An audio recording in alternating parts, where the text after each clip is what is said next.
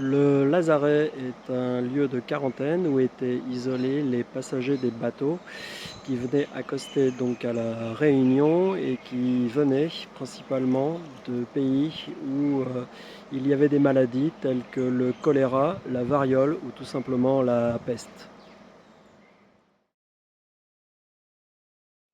Nous sommes au lazaret, à une dizaine de kilomètres de Saint-Denis.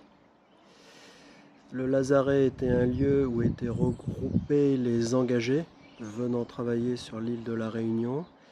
À l'époque, c'était essentiellement des Indiens. Ici, un ancien dortoir où étaient regroupés pendant une dizaine de jours les engagés. Ici, le deuxième dortoir où étaient regroupés les engagés.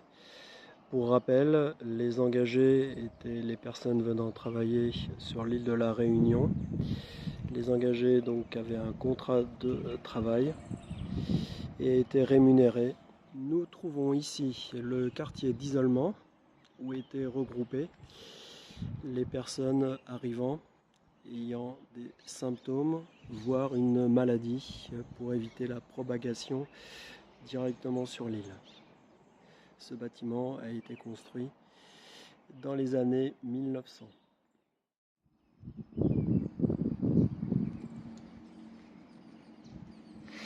Le quartier d'isolement avec son drapeau jaune indiquant la présence de personnes malades et juste à côté le cimetière.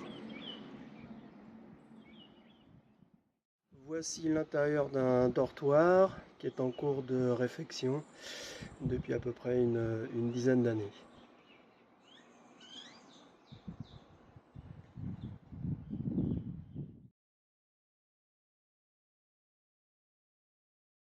Juste pour rappel, avant la présence des engagés, il y avait sur l'île de la Réunion des esclaves. Ceux-ci, depuis l'abolition de l'esclavage en 1848, ont été remplacés par les engagés qui étaient des travailleurs volontaires, principalement des Indiens.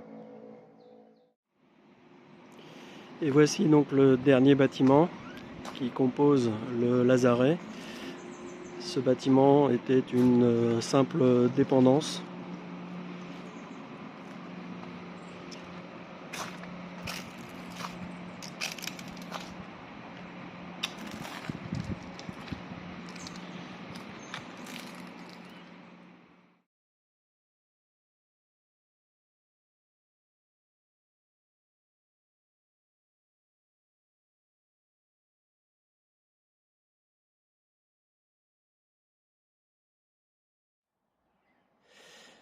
De nombreuses espèces végétales ont été introduites à La Réunion par l'intermédiaire de l'importation de graines de la part des engagés. Et aujourd'hui, le patrimoine réunionnais culinaire est dû principalement à cette période de l'engagisme.